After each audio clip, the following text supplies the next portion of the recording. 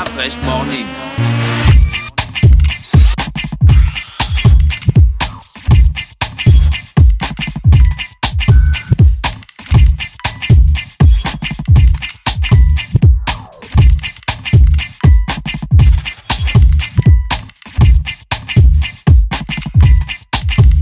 UrbanFM.fm.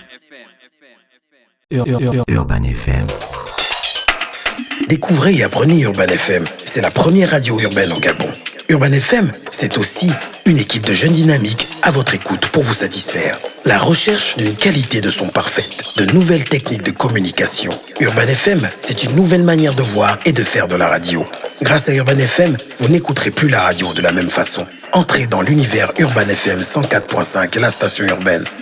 104.5, 104.5, 104.5. Urban FM. Urban FM. Le réveil matinal le plus haut de la capitale sur leur radio. On l'a dit ce matin qu'on devait recevoir Madame Sidonie Flore Oué, hein, c'est ça Mosley? Oui, Sidonie Flore Oué. C'est pas Oué. Non, pas Oué, Oué. D'accord. C'est toi qui as fait les grandes études des populations. Ah non. C'est quelle région du Gabon? Non, je sais pas. D'accord, voilà. Je peux pas me localiser à partir du nom. Je suis gabonais.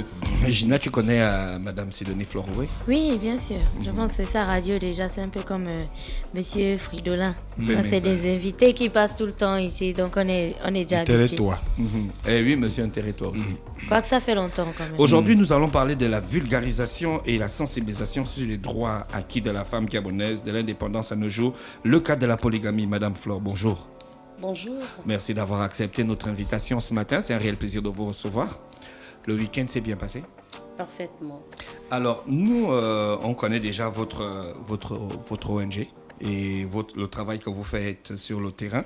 Aujourd'hui, les droits de la femme, est-ce que ça évolue concrètement sur le plan de la production législative? Merci. Avant que de répondre à votre question, je voudrais quand même revenir sur l'origine de mon nom. C'est important parce que la question a été posée à mon voisin Mosley. Où c'est mon nom de femme mariée. Ah, d'accord. Et alors même que la loi n'oblige pas une femme de porter le nom de son époux, ce n'est pas une obligation qui est faite. Mais les contingences sociales nous obligent, pour nous distinguer, d'effacer carrément nos noms nos noms de jeunes filles. Oui, de jeunes filles. Les noms donnés par nos parents pour porter les noms des époux. Mon nom de jeune fille, c'est Itiembu Kumba. Donc, je suis du sud du Gabon et précisément de Ndende. Ah, d'accord. Mais la femme aussi peut profiter du nom de son conjoint au-delà du mariage même. Hein? Profiter, c'est ça? Du nom de son conjoint au-delà du mariage. Si vous devenez célèbre avec ce nom, vous pouvez l'utiliser s'il y a un problème dans votre mariage, par exemple, s'il y a dissolution du mariage. La fraîche. C'est parti. De cette...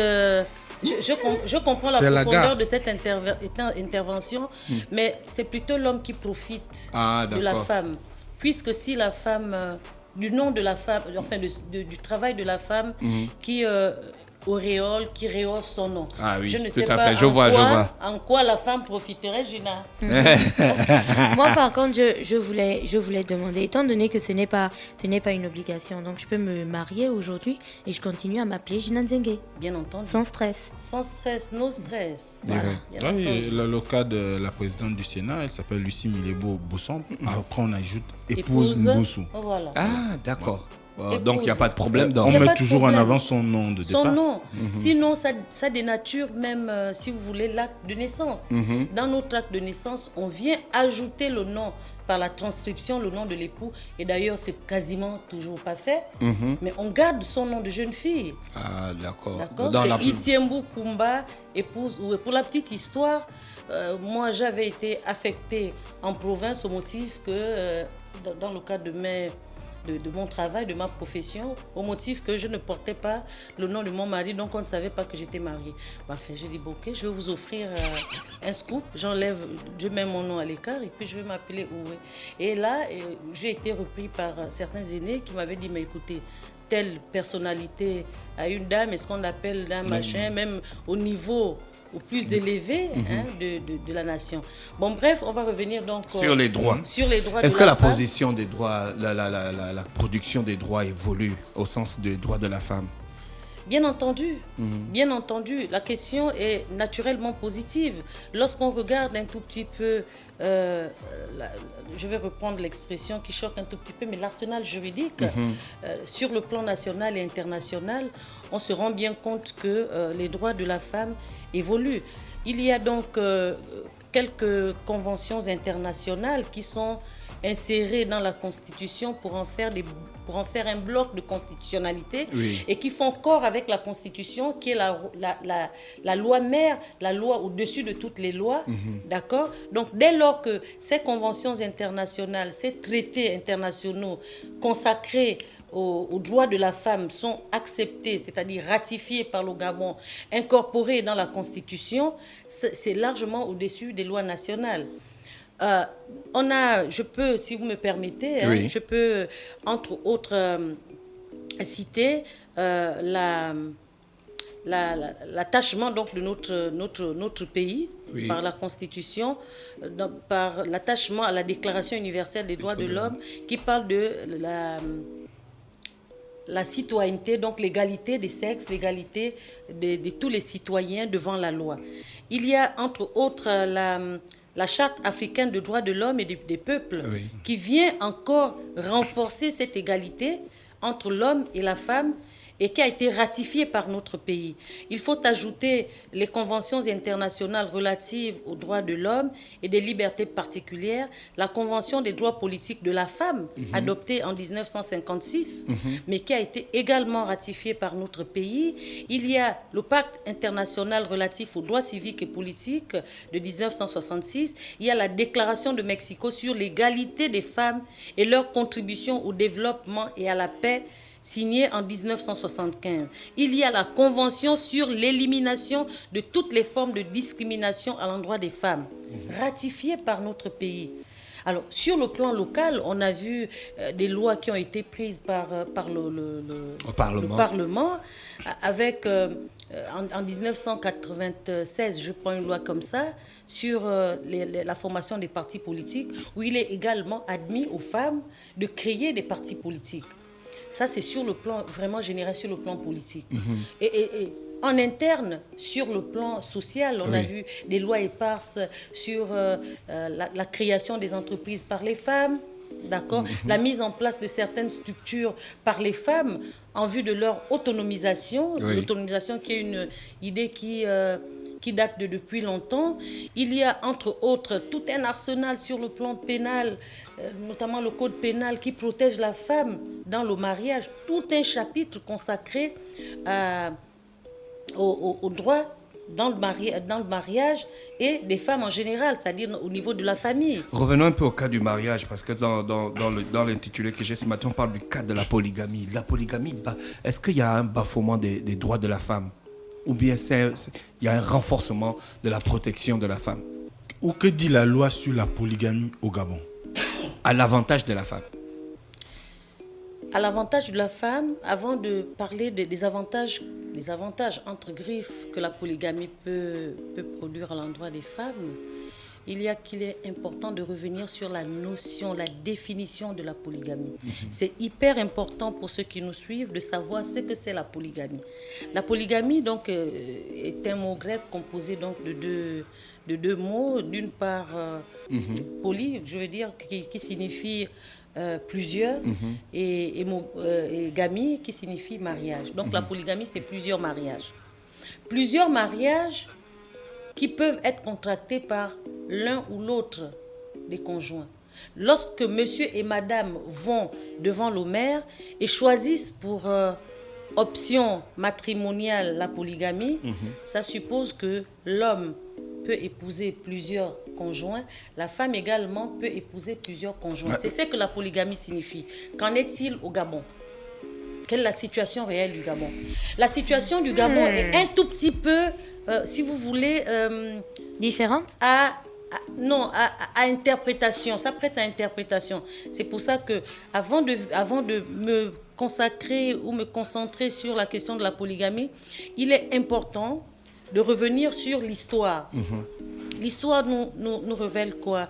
Que avant les indépendances, la femme qui n'avait pas de consentement était confiée aux hommes qui venaient soit pour éteindre une dette, lorsque le père ou l'oncle voulait éteindre une dette, donner sa fille en mariage. On n'arrivait pas à voir la vie de la femme. Et puis, on rentre dans les indépendances. En 1960, je parle de notre pays. Là, on applique le code Napoléon, donc le code civil français. Et dans le code civil français, boum, il y a si vous voulez, un choc de culture entre la pratique du don de la femme dans le mariage, ce don précieux d'ailleurs qui était, la femme était constituée comme un bien meuble ou immeuble, oui. Au point où lorsque le mari décédait, elle était également léguée au même titre que les biens meubles et immeubles à l'héritier du décujus, donc du défunt.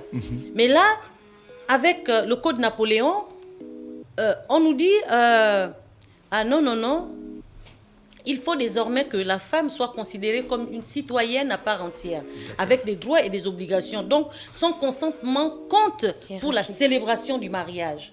C'est un choc de culture. Mais avec beaucoup de réticence, on finit désormais à l'adapter. Mais pour l'adapter, on insère quand même, on veut tout évacuer. Et là, on prend la loi de 1963, notamment la loi numéro 20/63 du 31 mai 1963, qui interdit, mais alors là, de manière radicale, la dot. C'est le consentement qui est au cœur du mariage en ce qui concerne les époux. Donc, échange de consentement, mais vraiment au cœur du mariage. Ce n'est plus des présents. Et on en fait une loi. On est là en 1963. Et puis, en 1972, lorsque le législateur gabonais fait asseoir effectivement sur le plan législatif, je veux dire sur les questions les questions civiles, met en place donc le code civil en 1972. Là, on prend quelques dispositions, parce qu'il ne faut pas se le mentir, on prend quelques dispositions du code Napoléon qui ne cadrent pas avec nos réalités, notre environnement et notre culture. Et là, on insère, mais alors là, malicieusement, la polygamie là-dedans, mais avec des contradictions. C'est pour cela que je disais que les dispositions concernant la polygamie sont à géométrie variable et s'apprêtent à interprétation. Pourquoi ? Parce que le législateur ne se prononce pas effectivement sur la polyandrie ni sur la polygynie. Parce que la polygamie, c'est le fait d'avoir plusieurs conjoints. Lorsque cette pratique est faite par l'homme, c'est la polygynie. Lorsque c'est fait par la femme, c'est la polyandrie. Donc le législateur ne fait pas ce distinguo. En fait, polygamie, c'est un terme générique. Tout à fait. Qui concerne la polygynie et la polyandrie. Donc il n'y a point de précision sur la question. Mais l'article 213 du Code civil gabonais, donc la première partie, interdit le deuxième mariage à une femme lorsque le premier n'a pas été dissous. À ce moment-là, on se dit, c'est certainement l'interdiction de la polyandrie. Mais ce n'est pas clairement dit. La position du législateur n'est pas suffisamment claire. Et l'article 178 du Code civil nous dit les personnes mariées sous l'option monogamique peuvent changer d'option en cours de mariage. Les conjoints peuvent changer d'option. Ah, c'est possible. Article 178. Oui, c'est possible. Alors, on se dit, finalement, on change d'option. Quand on change d'option, est-ce que c'est pour prendre la polygamie? Est-ce que c'est pour... Et puis, j'ai cité à dessein les conventions internationales. On a une convention du droit de la femme, d'accord, qui permet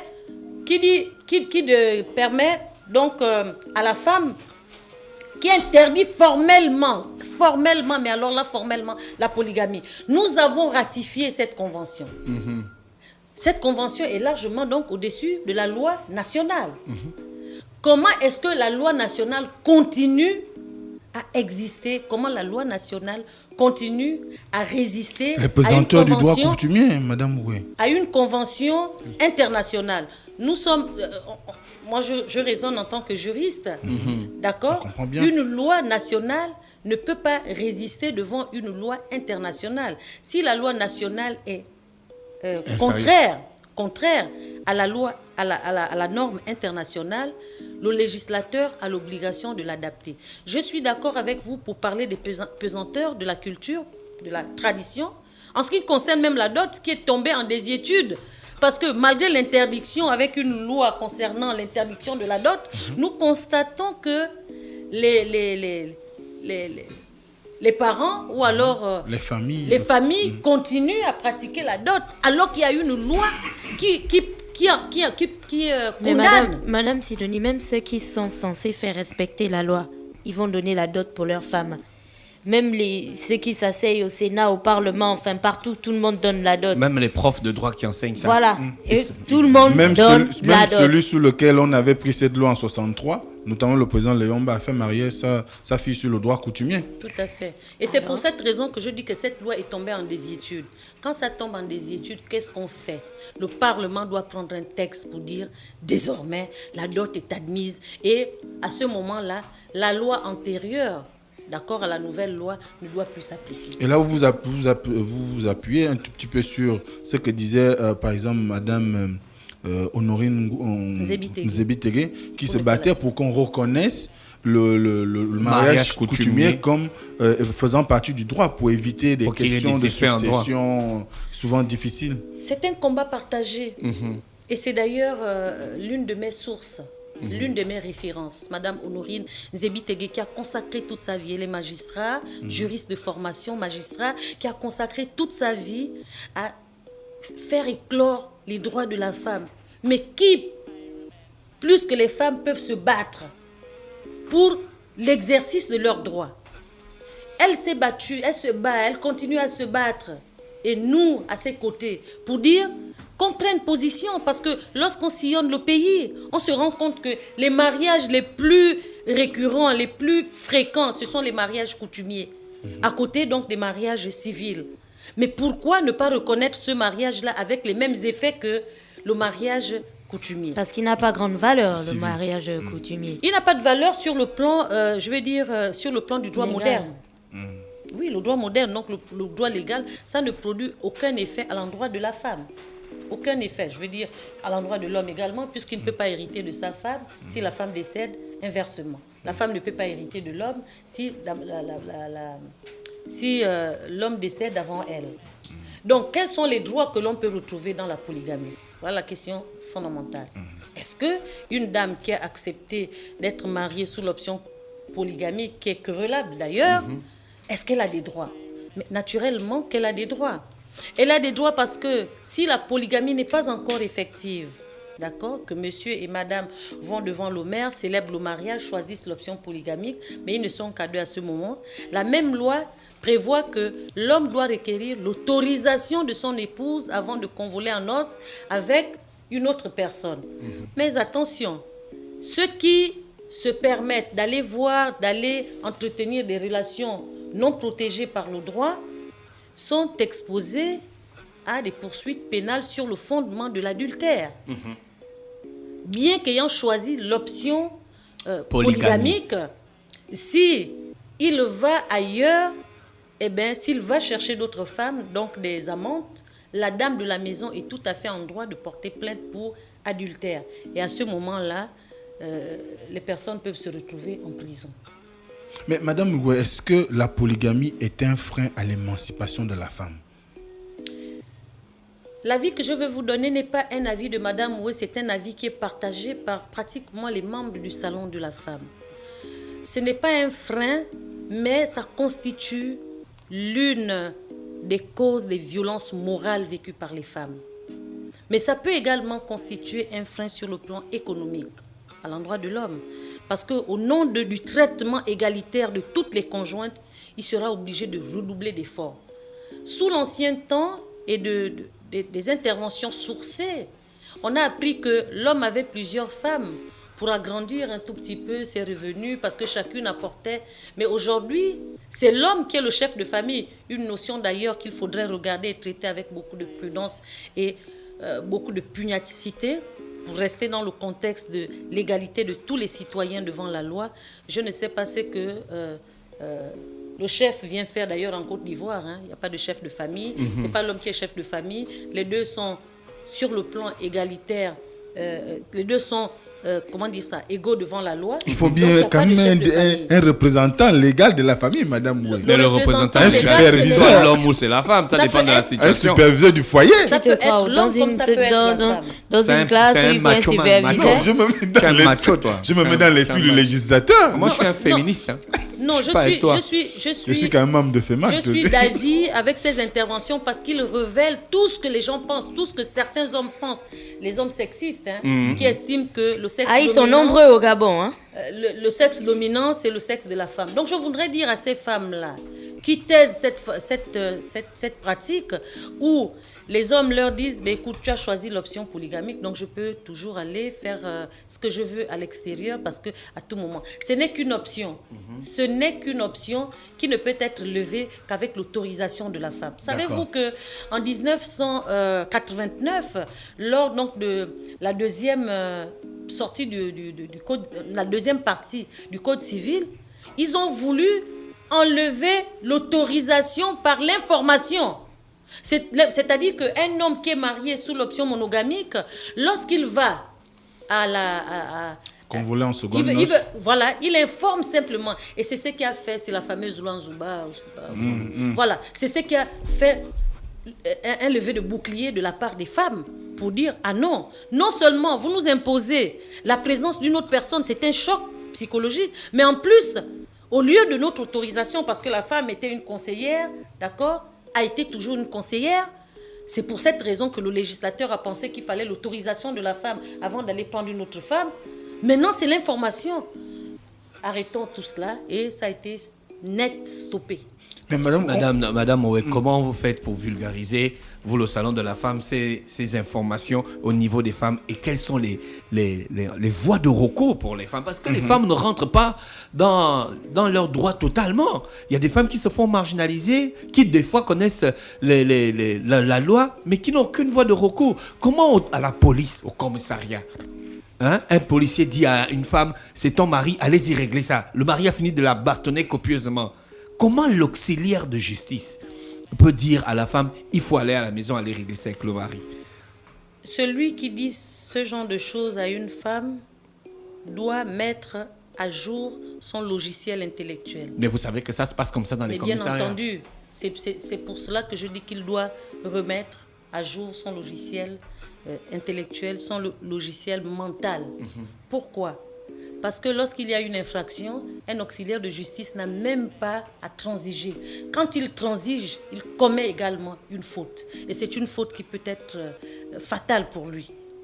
Lorsque les lois sont érigées, c'est pour organiser l'harmonisation des rapports donc, des citoyens dans la société. Et ceux qui sont chargés justement de défendre les intérêts de la société, d'accord, il y a entre autres l'auxiliaire de justice. Mais s'il y a une infraction qui est commise et que l'auxiliaire de justice dise que non, il faut aller régler ça en famille, ça veut dire qu'il a un problème lui-même et que sa place n'est pas à cet endroit. Et nous, comment nous faisons pour vulgariser ces droits? Mais c'est à l'occasion des rencontres que nous organisons, telles des conférences de presse, des conférences débats, telles d'autres rencontres qui peuvent avoir d'autres dénominations, telles le passage dans les médias. Je remercie d'ailleurs à cette occasion Urban FM qui nous reçoit et qui est toujours disposé à nous recevoir lorsque nous avons une communication à faire. Donc, les femmes elles-mêmes doivent prendre conscience de ce qu'il y a des structures qui existent auprès desquelles elles peuvent se rendre pour poser leurs problèmes. Nous nous assurons, comme hier dans le cas des actes de naissance, un suivi, mais alors là, administratif, pour dire voilà ce qu'il faut faire, voilà ce qu'il faut faire, sans nous substituer, d'accord, au conseil juridique que sont les avocats. D'accord. Moi, j'avais une question. Au-delà du suivi que vous apportez aux femmes, est-ce que vous avez des moyens de pression vis-à-vis on va dire quoi, le législateur ou les décideurs, parce qu'on comprend bien qu'aujourd'hui, les textes que l'on a adoptés il y a des années auparavant sont caducs, sont dépassés. Ça ne correspond vraiment plus à la société que nous avons, ça ne correspond plus à la réalité. Donc, comment est-ce que vous faites pour qu'ils acceptent de se pencher là-dessus? Parce que ça, c'est les vrais problèmes dont on devrait parler. Est-ce que vous avez un lobby pour influencer les décideurs? Alors, Je vous remercie pour cette question suffisamment pertinente. Nous avons, nous, au sein de l'association, pour objet de vulgariser, de sensibiliser, et même de former, d'accord, les femmes. Et tout ce qui concourt à l'éclosion des droits de la femme. Il y a d'autres associations, et sous peu, certainement que nous reviendrons ici pour communiquer, parce que nous voulons mettre en place, d'accord, un lobbying. Un lobbying pour pouvoir faire, encore que c'est pratiquement la même chose, mais des plaidoyers, même si nous sommes au premier rang concernés, des plaidoyers à l'endroit donc des décideurs. Le Parlement, l'initiative des lois appartient au gouvernement, à titre principal. C'est au gouvernement de faire des projets de loi. Et le Parlement les accueille. Donc, il y a des femmes au sein du gouvernement. Ces femmes-là sont dans nos associations. Donc, nous allons faire du lobbying avec ces femmes qui vont porter la voix des femmes. Présentement, nous avons des directions générales des femmes ou de direction générale de la promotion de la femme. Nous avons tout un ministère de la décennie de la femme pour réfléchir sur, dans 10 ans, sur la promotion des femmes, comment faire pour promouvoir les femmes, comment faire pour maintenir, comment modifier certaines dispositions. Donc l'initiative des textes appartient à titre principal au gouvernement.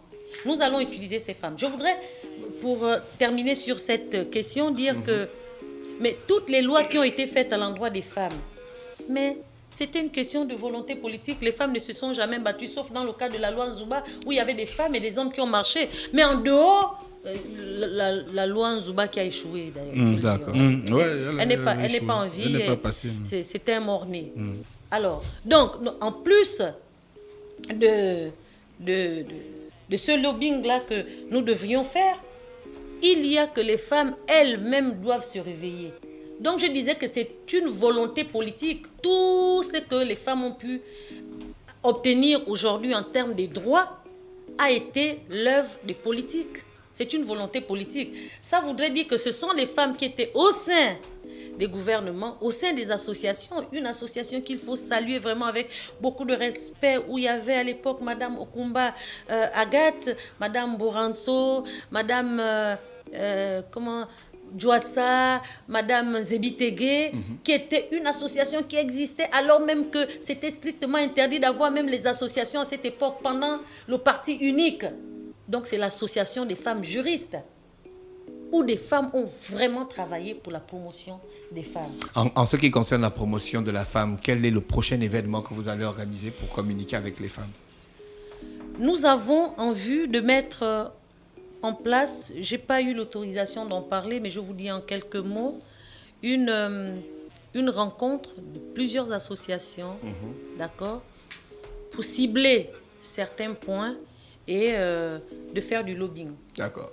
De faire du lobbying, c'est-à-dire utiliser des voix pour que cela puisse être connu et alors obliger les gens à regarder un peu plus nettement. Parce que le tout, ce n'est pas d'avoir des droits, il faut encore les exercer. Et c'est dans ce contexte, entre autres également, que nous ferons du lobbying. Dans le studio, nous avons aussi Stevie. Stevie, bonjour. Bonjour. Comment tu vas? Rapproche-toi du micro. Ça va très bien. Alors toi, qu'est-ce qui se trame de ce côté? Alors en marge de la conférence qui aura lieu du côté de l'Oasis des Princes le 14 février, il y aura un dîner de gala avec la présence de Daphné et une brochette d'artistes locaux. D'accord. C'est dans quel contexte alors? C'est dans le même esprit. C'est dans le même esprit que la conférence. La date du 14 février n'a pas été choisie de manière fortuite. C'est quand même le jour de l'amour. Exact. Donc on offre beaucoup plus aux femmes. Exact. Toi, tu vas offrir à ta femme? Je vais essayer. Non, tu vas essayer comment faire? Le gars veut fuir la réponse, tu sais. Le cerveau. Je vais essayer. Donc, il y aura des tables ordinaires et des tables VIP. D'accord. Donc, pour 70 000 francs, le couple, vous avez droit à un dîner à la carte avec une bouteille de vin et la prestation des artistes. D'accord. Et la même chose en VIP, sauf qu'en VIP, il y aura du champagne. Ah, d'accord, ok. Voilà. Est-ce qu'il y a un positionnement meilleur en termes de VIP pour être plus proche des artistes? Parce que quand on vient comme ça... Oui, bien sûr. Et c'est combien un VIP? 100 000 francs. 100 000. Et l'autre, c'est 75. 70 000. C'est le couple, hein. 70 000 le couple. Oui. Et en VIP, c'est 100 000. Vous aurez beaucoup plus de VIP parce qu'il faut juste ajouter 30 000. C'est pas beaucoup, hein. Ils viendront. Bah, on espère. C'est pas comme le stade. Mosley, depuis là, tu n'as pas encore trouvé. C'est jour J-2. Voici une occasion. Oui, c'est jour J-2. Est-ce qu'on a la confirmation que les artistes seront là? Oui, on a eu la confirmation de Daphné, on a eu la confirmation de Prince qui est là, qui était chez nous, des Funzo également. Oui. Et on a un artiste qu'on veut promouvoir, un qui s'appelle jeune. Cisco, oui, c'est un jeune. Un Gabonais. Un Gabonais qui fait dans le tradi moderne. D'accord. Voilà. Donc il a confirmé aussi. Et donc voilà. Donc le dispositif est prêt. Tout C'est est- un tout live est- ou bien tout est en place. on va avoir un DJ. Non, on aura un DJ qui est sur place, le DJ de l'Oasis des Princes, qui est un très Et les très hôtesses bon DJ. accueillantes, polies. Poli, Belle. Elles n'ont pas le tissage avec les cheveux qui tombent dans les plats. non. En service? Oui, en service, il y a beaucoup plus d'hommes parce que. Voilà. Ah, ils seront au Ils sont plus service. expéditifs. Oui, parce que les filles qui ont les tissages avec les cheveux qui tombent dans les pois, dans les plats qu'on a à manger, Oui, c'est pas c'est bon. bon, on avait Voilà, compris. comme il y a beaucoup plus d'hommes, on n'aura pas ce problème. Et Donc, du tout côté est- de la tout est- Cambus, Moi, je n'ai jamais eu prêt. une serveuse qui avait ses cheveux qui tombaient dans mon plat. Ah Jamais. bon? Elles ont souvent des De chignons. toutes les fois où elles ont souvent des chignons. De toutes les fois où je suis allée manger dans un restaurant et qu'une serveuse m'apporte un plat, c'était toujours clean. Ça, c'est les idées reçues. C'est de ça Quelle dont on idée parle là. reçue, Gina? C'est ce qu'on Arrête vous ton reproche, cinéma. vous les Ça hommes. même. Arrête C'est ton ce cinéma. qu'on vous reproche. Il y aura plus d'hommes, on a retenu. d'accord, laisse ça raconter du cinéma. Non, Du mais, côté de la Cambus. une équipe de professionnels dynamiques et accueillants. Tu sais que ces derniers temps, Voilà. il fait chaud. Est-ce que l'Oasis des Princes, Ah oui, la hein. température est bonne? alors- Parce que Oh, les VIP vivent. on a vu des gens qui sais sont pas, en je sais- concert hier, après les ils faisaient VIP le aiment vent la eux-mêmes, Je hein. sais pas si tu es déjà venu à l'Oasis des Princes, mais des salles comme ça, il n'y en a pas beaucoup dans Libreville. L'Oasis des Princes. Là, c'est Attends, je moins, vais la boire c'est chercher. moins Vous 24 pouvez, la vous pouvez température dans la regarder salle. sur Facebook, vous tapez Oasis des Princes, vous ouvrez notre salle, c'est une salle tout à fait moderne avec tout ce qu'il faut, il y a des clims, il n'y a pas de souci de ce côté-là. Le sol n'est pas trop glissant, on peut danser tranquille. Non, il y a une piste, il y a même une piste lumineuse sur laquelle on peut écrire ton nom d'Afresh et tout ça. Sérieux? Seigneur. Ah Je ben oui, confirme, c'est vrai. Je confirme. C'est vrai, C'est c'est quand? vrai. Je suis en train de voir ça là, c'est vrai. C'est situé où? Là, redonne-nous la. Alors c'est un Gonje, Mhm. 500 mètres à droite du carrefour Antraco. Le rond-point avant les logements sociaux. Mon frère, il y a Antraco, il y a Cherco, il y a machin, il y a trop des machins qui C'est terminent un par O là-bas. labyrinthe. Il faut nous expliquer bien. Alors C'est quel eau qu'on prend? Quel O? C'est Antraco. Antraco, c'est où? Antraco, c'est le dernier rond-point juste avant les logements sociaux. À Ngonje. Avant les logements sociaux, et tu prends la gauche, tu peux sortir vers le stade. Exact. Et tout droit, tu vas vers Amissa. Et donc Moi, nous on est à ne droite. n'habite pas à Kanda, mais il connaît voilà. tout à Mais Kanda. après, Je tu vais peux vous- nous faire un plan aura, que tu vas mettre sur la page Facebook pour qu'on voit bien? Oui, bien sûr, je peux le faire. D'accord. Et on a déjà mis une grande banderole au rond-point pour indiquer le chemin. D'accord, ok. Voilà. Donc Daphné va venir, elle va nous chanter jusqu'à la gare. Oui, jusqu'à la Oui, gare. elle a même envoyé Elle sa va- confirmation déjà sur la page Facebook de l'Oasis des Princes. Voilà. Et Prince qui est là aussi. D'accord, ok. Que je suis en train de voir. Merci Stevie. Donc je vais et quand même Yéyé. rappeler les contacts. Ouais. Donc il y a le 07 53 29 29 63 et le 02 45 48 45. 45. Voilà. 02 45 48 45. Rappelle-nous le numéro, le premier numéro. 07 53. Ça, c'est pour les réservations. Oui. Le numéro fonctionne 24 heures sur 24. 24 sur 24. C'est pas quelqu'un qui va t'appeler, que tu vas appeler, puis Non, il pas va dire, du ah, tout. c'est quoi, vous voulez quoi? Non, pas du tout. Mais Le numéro Stevie, est là dans ma poche. j'avais une dernière question, Oui. promis. Tu as dit que pour ceux qui vont venir en réservation, en VIP ou en normal et tout, ce sera à la carte, c'est ça? Oui. Vous attendez combien de personnes? À peu près 200. En cuisine, à la carte, ils vont suivre. On est habitué. L'Oasis des Princes est quand même un complexe qui a l'habitude de recevoir pas mal de personnes. On fait des mariages de 300, plus de 300 personnes. Oui, non, Donc, parce que le on mariage, a- on sait déjà ce que vous allez manger, quoi. Par Oui. contre, à la carte, si les gens choisissent des choses différentes, il faut que les chefs suivent. Hein. Non, ça va. Tout le dispositif a été mis en place pour que ce soit les choses se passent dans de bonnes conditions. Il y a 3 plats et puis voilà. Ok, d'accord. Merci Moi, je Stevie. vais te Donc réserver tout une ça là, table c'est pour là-bas. participer à la vulgarisation et à la promotion des droits de la femme. Exactement. D'accord. Stevie Toi, tu- n'invite pas la Fresh Morning. Ah si, Non. si, si. Toi, tu Non, respectes si les vous droits. n'avez pas dit ça. Voilà, tu respectes les droits de la femme. Ils voient les clients. Nous, on n'est pas les big. Est-ce que nous, on est quelqu'un? Non, mais moi, j'ai un problème avec Dafresh. C'est parce que à chaque fois que je l'invite, il ne vient pas.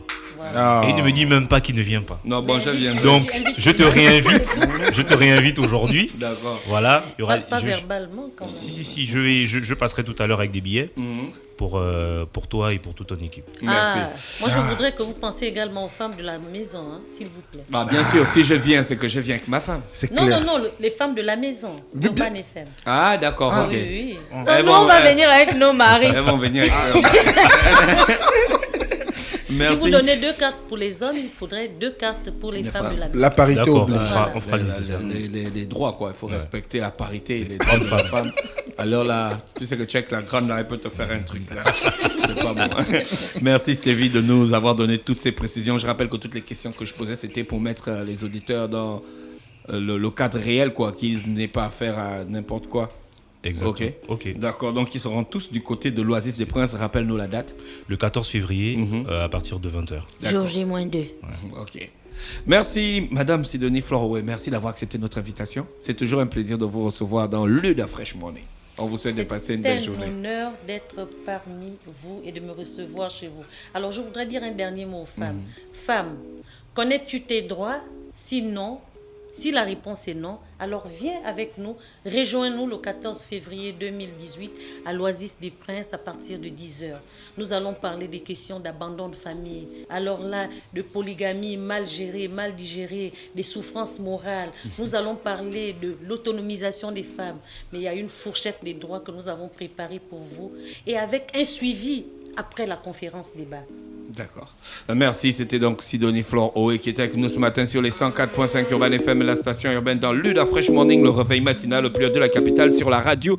La plus haut de la capitale, restez connectés. On va retrouver Mosley pour la politique ce matin. Urban FM. Découvrez et apprenez Urban FM. C'est la première radio urbaine au Gabon. Urban FM, c'est aussi une équipe de jeunes dynamiques à votre écoute pour vous satisfaire. La recherche d'une qualité de son parfaite, de nouvelles techniques de communication. Urban FM, c'est une nouvelle manière de voir et de faire de la radio.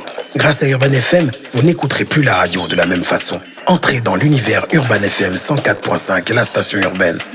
104.5, 104.5, 104.5. Urban FM. Urban FM. Stop Fresh Morning.